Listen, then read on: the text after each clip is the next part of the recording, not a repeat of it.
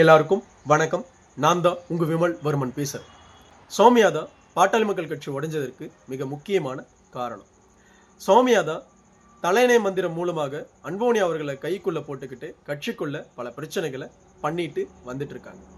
சௌமியா தான் தன்னை ஒரு மிகப்பெரிய ஒரு தலைவராக பாட்டாளி மக்கள் கட்சியில காட்டிக்கணும் அப்படின்றதுக்காக இன்னைக்கு கட்சியை ரெண்டா உடைச்சிட்டாங்க. இதையெல்லாம் தாண்டி என்னுடைய புகழையும் என்னுடைய விஷயத்தையும் மக்கள் மத்தியில இல்லாம போகணும் அப்படின்றது காரணத்துக்காகத்தான் என் மீதான பல குற்றச்சாட்டுகளை வச்சுக்கிட்டே இருக்கிறாங்க அப்படின்னு சொல்லிட்டு இதை நான் சொல்லல. தைலாபுரத்தில் இருக்கிற பெரியவர் ராமதாஸ் அவர்கள் இவ்வளோ பெரிய குற்றச்சாட்டுகளை தொடர்ச்சியா வச்சுட்டே இருக்கிறாரு. அந்த குற்றச்சாட்டுகளுடைய விஷயங்கள் தற்போது ஒரு வாரமா மிகப்பெரிய விஷயமா தைலாபுரம் கும்பல் பேச ஆரம்பிச்சிருக்காங்க.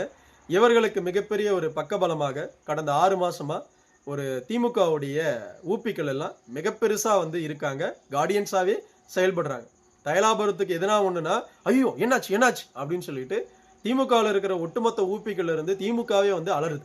புரியுதுங்களா? ஏன்னா அவ்வளோ பெரிய அஜெண்டாவை பார்த்தீங்கன்னா கையில திமுக கையில கொடுத்துருக்கு. அந்த வேலையை சீரும் சிறப்பமாக ஜி.கே. மணியும் அருளும் காந்திமதியும் இதற்கெல்லாம் பார்த்தீங்கன்னா அச்சாரமாக சுசீலாவும் ராமதாஸ் அவர்களும் இருக்காங்க. அதோடைய பிம்பமாகத்தான் தற்பொழுது சௌமியா அன்புமணி அவர்கள் மீது பல குற்றச்சாட்டுகள் வைக்கப்படுது. சரி, இந்த குற்றச்சாட்டுகள் உண்மையா பொய்யா? உண்மையாவே கட்சியை பார்த்தீங்கன்னா உடைச்சி இவங்க என்ன பெரிய லாபத்தை சௌமியா அன்புமணி அவர்கள் அடைஞ்சிட போறாங்க அப்படின்னு அனைத்து கேள்விகளுக்கும் விமல்வர்மன் இந்த காணொலியில பதில் கொடுக்க போறேன்.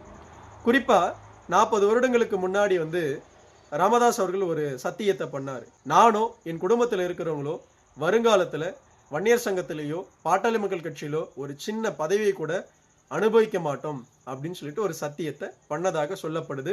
அந்த சத்தியத்தை மீறி தன்னுடைய மகன் பாட்டாளி மக்கள் கட்சியோட தலைவராக இருக்கிற அன்புமணி ராமதாஸ் அவர்களை சுகாதாரத்துறை அமைச்சரா மாத்தினார் அப்படின்ற செய்திகள்லாம் நமக்கு தெரியும். அப்படி இருந்த ஒரு சூழல்ல இப்படி இருந்த ஒரு மனுஷன் இன்னைக்கு தொடர்ச்சியாக மருமகள் மீது இவ்வளவு பெரிய குற்றச்சாட்டுகளை வைக்கிறாங்க. என்னுடைய குடும்பத்திலிருந்து எந்த பெண்களும் அரசியலுக்கு வரக்கூடாதுன்னு கூட நான் சொல்லியிருக்கேன் அப்படின்னு சொல்லிட்டு ராமதாஸ் அவர்களே சொல்லியிருக்கிறாரு. அதன் வாயிலாக சௌமியா வரவே கூடாதுன்றதுல தெளிவா இருக்காங்க. ஏன் வரக்கூடாது அப்படின்றத இங்க மிகப்பெரிய கேள்வியா விமல்வர்மன் வைக்கணும் அப்படின்னு ஆசைப்படுறேன். ஏன் இதை சொல்றேன் அப்படின்னா, சௌமியா அன்புமணி அவர்கள் தான் கட்சியை ரெண்டா உடைச்சிட்டாங்கன்னு சொல்றாரு. சௌமியா அன்புமணி அவர்கள் எந்த இடத்துலையுமே கட்சியை ரெண்டா உடைக்கல. அவங்களுக்கு உடைக்கணும் அப்படின்ற எந்த அவசியமும் கிடையாது. புரியுதுங்களா? இதை உடைக்கணும் அப்படின்னு ஆசைப்பட்டது சுசீலாவும் காந்திமதியும். அவங்களுடைய பேச்சுக்களுக்கு கட்டுப்பட்டு நீங்க தான் கட்சியை உடைச்சிங்களே ஒழிய உங்களுடைய மருமகள் ஒருபோதுமே உடைக்கல. புரியுதுங்களா? நீங்க எங்க போனாலும் உங்களுடைய மருமகள் உங்களுடைய புகழை பற்றி பார்த்தீங்கன்னா பேசாம அவங்க வந்ததே கிடையாது. புரியுதுங்களா? எல்லா வீடுகள்லயும் கண்டிப்பாக மருத்துவர் ஐயா அவர்களுடைய படம் இருந்தே தீரணும் அப்படின்னு சொன்னவங்க சௌமியா அன்புமணி அவர்கள் தான். உங்களுடைய மகள் காந்திமதியோ உங்களுடைய இன்னொரு ஆளா இருக்கிறாங்களே சுசீலாவோ சொன்னது கிடையாது. உங்களுடைய மருமகள் தான் சொல்லியிருக்காங்க. இதை நேரடியாக நானே பார்த்துருக்கேன். புரியுதுங்களா? ஸோ அவங்க எந்த இடத்துலையுமே கட்சியோடைய விஷயத்தை பலவீனப்படுத்தணும் அப்படின்னு யோசிச்சிருக்கவே மாட்டாங்க. புரியுதுங்களா? இன்னைக்கு கட்சி ரெண்டா உடைஞ்சதுக்கு மிக முக்கிய காரணம் காந்திமதியும் சுசீலாவும் அவருடைய பேச்சை கேட்டுக்கிட்டு கட்சியை ரெண்டா உடைச்சது நீங்க. அதற்கு பார்த்தீங்கன்னா மிக பலமாக உங்ககிட்ட எப்பொழுதும் வேதம் ஊதிக்கிட்டு இருக்கிறவர் ஜி.கே. மணியும் அருளும். புரியுதுங்களா? இவங்களால தான் கட்சி உடைஞ்சதே ஒழிய சௌமியா அன்புமணி அவர்களால கட்சி உடையல. அதே போல தலைநை மந்திரம் அப்படின்னு சொல்லிக்கிட்டு அன்புமணி அவர்களை கட்டுப்படுத்திட்டு இருக்கிறாங்க சௌமியா அப்படின்னு சொல்றீங்க. ஏன் கட்டுப்படுத்தினா என்ன பிரச்சனை? அவங்க கணவர் இவங்க மனைவி, அவங்க சொல் பேச்சு இவங்க கேட்கட்டும், இவங்க சொல் பேச்சு அவங்க கேட்கட்டும். 2 பேரும் பார்த்தீங்கன்னா ஒரு முடிவு எடுக்கட்டும். இதில் பார்த்தீங்கன்னா உங்களுக்கு என்ன பிரச்சனை? ஏன் அன்புமணி அவர்கள் சௌமியா பேச்சை கேட்கக்கூடாதுன்னு சொல்றீங்களா? சௌமியா பார்த்தீங்கன்னா அன்புமணி அவருடைய பேச்சை கேட்கக்கூடாதுன்னு சொல்றீங்களா? என்ன மாதிரியான பார்த்தீங்கன்னா ஒரு பேச்சு இது சொல்லுங்க பார்க்கலாம். தலைநை மந்திரம்னு ஒரு தீர்மானோட பார்த்தீங்கன்னா ஒரு மானங்கட்ட ஒரு தீர்மானத்தை போடுறீங்க, படிக்கிறீங்க கொஞ்சம் கூட கோசாம. புரியுதுங்களா? என்னது இது? சரி, அடுத்த ஒரு கேள்விக்கு வந்துடுவோம். சௌமியா அன்புமணி அவர்கள் தன்னை மிகப்பெரிய ஒரு தலைவராக காட்டிக்கணும் அப்படின்னு ஆசைப்படுறாங்க.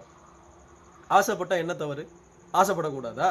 உங்களுடைய வீட்டுக்கு பார்த்தீங்கன்னா அவங்க மருமகளா வந்ததுனாலவே அவங்க எந்த இடத்துலையுமே எந்த காலத்திலுமே அரசியலுக்கு வரக்கூடாதா?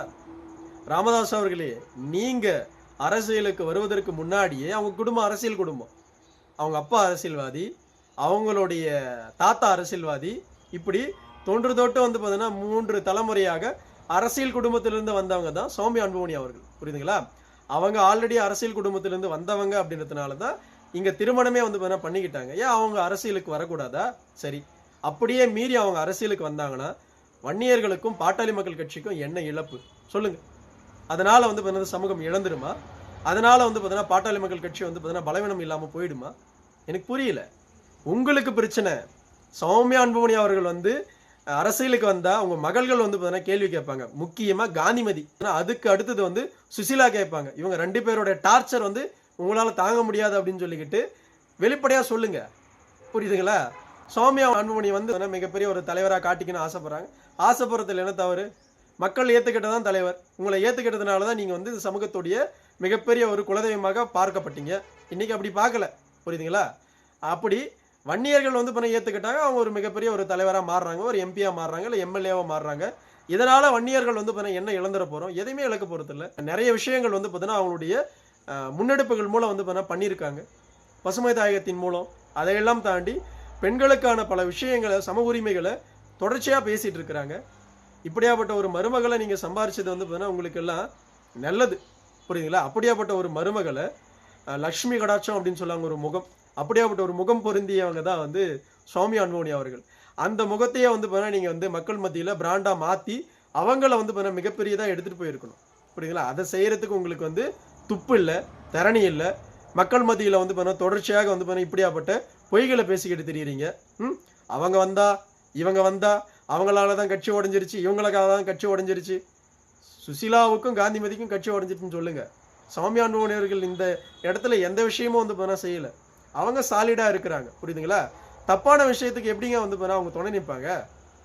அவங்க துணை இருக்க மாட்டாங்க. வன்னியகுல சத்திரிய சமூகத்தில் பிறந்த ஒரு பெண், அவங்க அப்படி தான் இருப்பாங்க, அப்படி தான் செயல்படுவாங்க.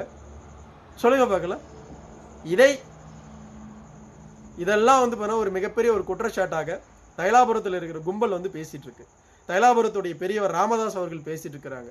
இதற்கு வந்து பார்த்தீங்கன்னா மிகப்பெரிய அச்சாரமாக, இதற்கெல்லாம் பலமாக திமுகவுடைய கார்டியன்ஸ், தைலாபுரத்துடைய கார்டியன்ஸாக வந்து செயல்பட்டு இருக்கிற ஒட்டுமொத்த பேர் வந்து சமூக வலைதளத்தில் ஒன்றான யூடியூப்ல தாங்கள்லாம் பத்திரிகையாளர்னு சொல்லிக்கிட்டு எந்தெந்த சேனல்லே உட்காந்துக்கிட்டு திமுக ஊப்பிகள் எல்லாம் வந்து தைலாபுரத்துக்கு அவ்வளோ பெரிய முட்டு கொடுத்துக்கிட்டும் ஆர்எஸ்எஸ் மூலமாக வந்து சௌமியா அன்புமணி அவர்கள் இயக்கப்படுறாங்க. சௌமியா அன்புமணியோடைய அனைத்து விஷயங்களை பார்த்தீங்களா? அவங்க இங்கே கோயிலுக்கு போகிறாங்க, அங்கே கோயிலுக்கு போகிறாங்க, இங்கே பண்ணுறாங்க, அதை பண்ணுறாங்க. இதெல்லாம் யாருடைய சித்தாந்தம்?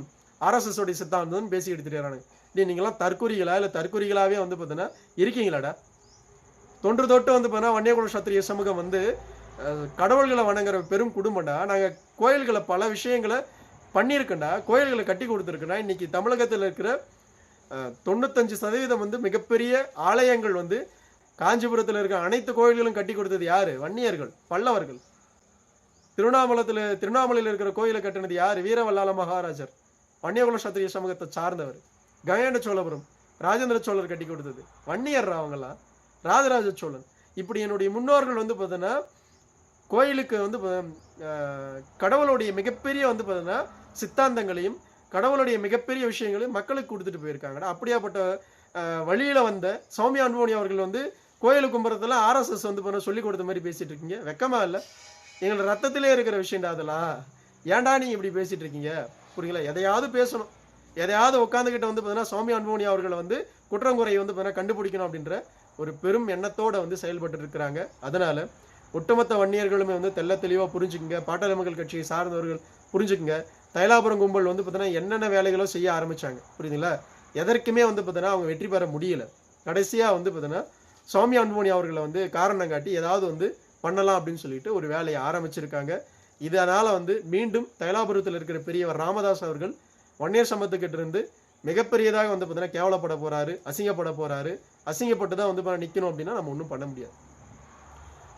வன்னியகுல சத்திரிய சமூகத்தில் பிறந்த எவனுமே வந்து பெண்களை வந்து பார்த்தீங்கன்னா இழிவாக பேச மாட்டான்.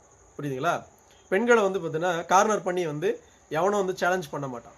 அப்படியேப்பட்ட ஒரு வேலையை தைலாபுரத்தில் இருக்கிற பெரியவர் வந்து பார்த்தீங்கன்னா செய்ய வைக்கிறாங்க. அவரும் செய்கிறார். புரியுதுங்களா? சௌமியா அன்புமணி அவர்கள் வந்து கட்சிக்குள்ளேயோ இல்லை நாளை எம்பி எம்எல்ஏவோ ஆனாங்க அப்படின்னா வன்னியகுல சத்திரிய சமூகத்துக்கு எந்த இடத்துலையும் இழப்பு கிடையாது. அதனால அவங்க ஒருவேளை எம்பியா எம்எல்ஏவா இந்த சமூகத்துக்குள்ள மாறினாங்க அப்படின்னா அதனால பெரும் பலனை இந்த சமூகம் அனைத்து மக்களுமே அனுபவிப்பாங்களே ஒழிய அவங்களால எந்த இடத்துலையுமே வந்து பார்த்தீங்கன்னா யாருக்குமே எந்த பிரச்சனையும் வராது. ஏன்னா அவ்வளோ பெரிய குணத்தை கொண்டவங்க. இப்படியாப்பட்ட குணம் கொண்ட ஒரு மருமகளை மக்கள் புரிஞ்சுக்குங்க. புரியுதுங்களா? தைலாபுரம் கும்பலை நம்பாதீங்கன்னு சொல்றதுக்கான காரணமே இதுதான். இவங்க பண்றது எல்லாமே வந்து வன்னியர்களுக்கு எதிரான வேலைகளை மட்டும்தான் பார்த்துட்டு இருக்கிறாங்க. திமுக என்ன அஜெண்டாவை கொடுக்குதோ அந்த அஜெண்டாவை வந்து கையில் எடுத்துக்கிட்டு தைலாபுரத்துடைய பெரியவரும் பேசிட்டு இருக்கிறாரு, ஜி.கே. மணியும் பேசிட்டு இருக்கிறாங்க, காந்திமதி முதல் எல்லாருமே பண்ணிட்டு இருக்காங்க. திமுகவோட அஜெண்டாவை கையில் வச்சுக்கிட்டு பண்ணிட்டு இருக்கிறாங்க. புரியுதுங்களா? வேற எந்த ஒரு விஷயமும் கிடையாதுன்றத வன்னியர்கள் தெல்ல தெளிவாக புரிஞ்சுக்குங்க. சௌமியா அன்புமணி அவர்கள் வந்து கட்சிக்குள்ள வந்தது கட்சிக்கு நல்லதுதான், மக்களுக்கும் நல்லதுதான், வன்னியர் சமூகத்துக்கும் நல்லதுதான். அதனால எந்த பலவீனமும் வன்னியர்கள் நாம இழந்துட மாட்டோம். இது 100% உண்மை. நன்றி, வணக்கம். வாழ்க வளர்க வன்னிய பெருங்குளம், வாழ்க வளர்க வன்னியகுல சத்திரிய சமூகத்தின் பண்பாடும் கலாச்சாரமும் வரலாறும் மற்றும் வன்னியகுல சத்திரிய சமூகத்துடைய சத்திரிய தர்மமும் மேலும் கொண்டு அடுத்த ஒரு நல்ல காணொலியில உங்களை நான் சந்திக்கிறேன்.